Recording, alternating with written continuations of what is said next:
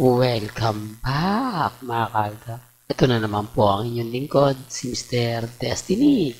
At magbibigay na naman tayo ng pinakamainit na update po ngayon sa social media. Pasensya na po kayo sa boses natin na hanggang ngayon minamalat pa rin po tayo. Pero okay lang yan mga kalda, basta tuloy lang po yung pagbibigay natin ng update. Tuloy lang po yung pakikipaglaban natin. Nakakatuwa po itong photos na kumakalat ngayon sa social media. Sino pa kaya may hawak ng ticket? Sino kaya ang taong hindi nakapunta at nakapanood sa Philippines Arena na yung ticket na imbis nakakapunta siya doon, naitago niya. Sa totoo lang po mga kaaldab, hindi lang po yan simple kasi kung titignan nyo po, ito pong mga item na to, kina Lola ni Dora at sa buong Itbulaga cast, talagang mahal ang pagkakabili ni Boss Toyo, di po ba? Siguro naman po napanood nyo yan na binenta po yan, kaya lang hindi ko pa po doon nakikita sila Main at si Alden. Sino pa kaya may hawak nito? Kasi limited edition po yan Di po ba? Talagang masasabi mo 101% Aldab fans ka pag meron ka talaga niyan. Di po ba? Lalo na nga po ang ticket na kumbaga binili mo. Real talk mga kaaldab. Ito bihira na po talaga to kasi lahat po talaga pumunta sa Philippines Arena. Punong-puno yun. Pero siguro, marami pa rin pong may hawak ng ticket na to. Di po ba? Na nakagawa ng bagong record sa buong mundo. Sa mga hindi nakakaalam, baka sabihin nyo, Pilipinas lang po. Hindi po buong mundo. Ito yung time na maaga kang gumising. Ito yung time na nagmamadali kang umalis. Makita mo lang o mauna ka lang sa pila, di po ba? Alas 6 ng umaga ang bukas, pero naandun ka na mas maaga pa dahil alas 5 ng madaling araw, sasakay ka na ng bus, di po ba? Nakakatuwa lang po balik-balikan yan. Although bakit ko sinasabi to, bakit ko to pinapakita, para lang po sa mga taong kumbaga nanghihinaan ng loob, sa mga mami, sa mga titas na kumbaga nasasaktan kapag may mga kumakalat na hindi maganda, hindi kaya yung interview about kay Alden at kay Catherine. Scripted lang po talaga lahat yan. Di po ba? Scripted, wag niyong paniniwalaan basta-basta. Kasi ako, kumbaga, masasabi mo na may gusto ka sa isang babae, alam mo na yung gagawin mo. Hindi mo na siya kailangan pang i-deny. Dahil kumbaga, maliligawan pa ng iba Hindi po ba? Kung hindi kayo umaamin, may magkakataon na may aaligid at aaligid pa. Gaya ng sinasabi ng iba, sobrang sexy daw ni Catherine. Halos makikita mo yung kabuuan niya. Kaya pag ako nagbibigay ng update, nagpapaliwanag na ayaw ni Alden sa lahat. Yung sobrang sexy malamit. Pero si Catherine nagagawa yan. Kung may relasyon sila, sa tingin nyo po ba papayag si Alden Richards? Siyempre hindi.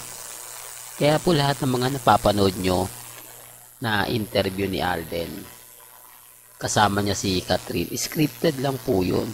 Yung mga lumalabas po ngayon, walang ganap kay May, hindi po ba? Walang ganap kay Alden. At siyempre, maraming ganap kay Catherine, pero bakit wala dun si Alden? Ito yung pinapaliwanag ko na kapag may mga event lang po sila, nagkikita-kita kapag may pa-black screening. Di natin alam kung sino yung mga nauna na sa Amerika, kung sino na yung magbabakasyon sa Amerika, nakasakasama po nila. Tanging ang alam lang natin, kapag binabalita po sa TV Patrol at ABS-CBN, bukod dun wala na. Di po ba? Nagkakaroon lang po tayo ng post kapag yung mga fans nasa isang black screening na andun sina Alden, si Catherine, hanggang doon lang po sila makakuha ng mga picture. Pero yung personal, yung personal na lakad ng dalawa. Samantalang yung Aldab, noong mga panahon na yun, talagang makikita mo yung galawan nila. Yung tipong hindi nila tinatago o nililihim yung relasyon nila. Di po ba? Talagang nagkataon lang po na bawal eh. Nagkataon lang po na, di po ba? Kataon lang na pinaghiwalay sila ng management. O sinasabi ng iba, hindi talaga kayo, wala talagang forever. Di po ba? Malalaman naman po natin yan. Hindi naman po ako namimilit. Gaya po na sinasabi ko, kaya ko lang naman po pinakita itong photos na to dahil nakakatuwa. Bihira na lang po ang may ganitong ticket.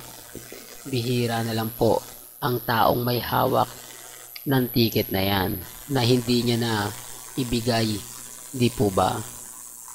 Kasi kung meron ka niyan, napakalaki siguro ng presyo niya pag binenta mo kay Boss Toyo. Di po ba? Real talk. At least magkakaroon po tayo ng hindi ko naman po inikayat na ibenta ninyo kung sa inyo talaga yan, souvenir po ninyo.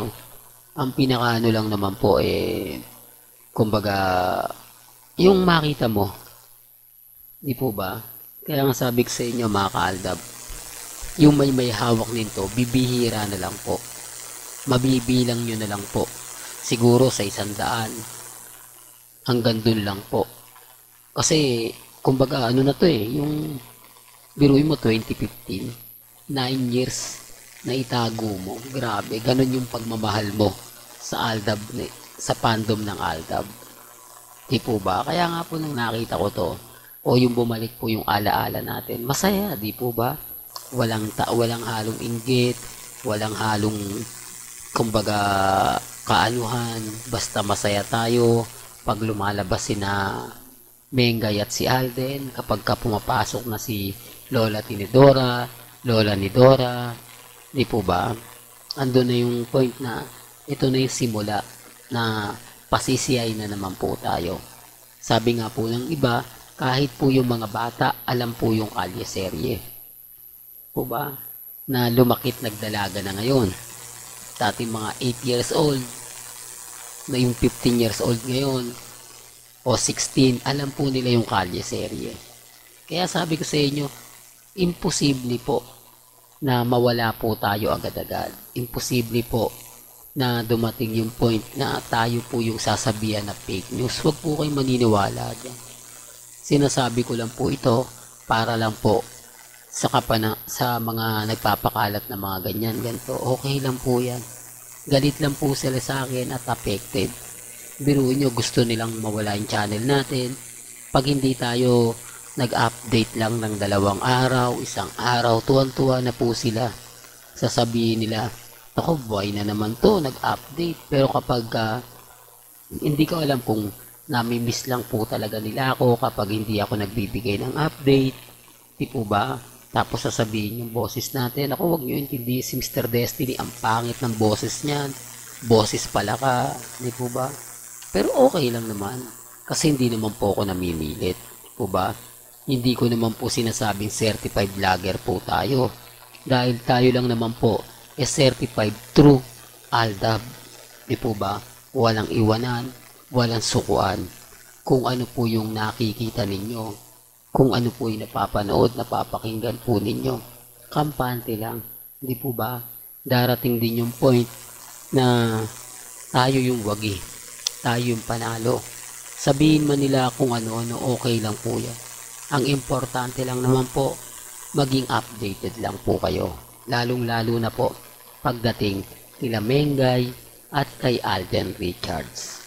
Hanggang dito na lang po ang ating latest updates. Kaya kung gusto nyo pa po ng pinaka-latest at sariwang update, abay tumutok lang po kayo dito po sa channel ni Mr. Destiny para updated po kayo sa mga bago at sa mga latest po na i-upload po natin maya-maya lang. Kaya kung bago ka lang sa channel na to at isa kang true-blooded Aldab Nation na nagmamahal kina Mengay at Isoy, tama po ang channel na pinuntahan mo.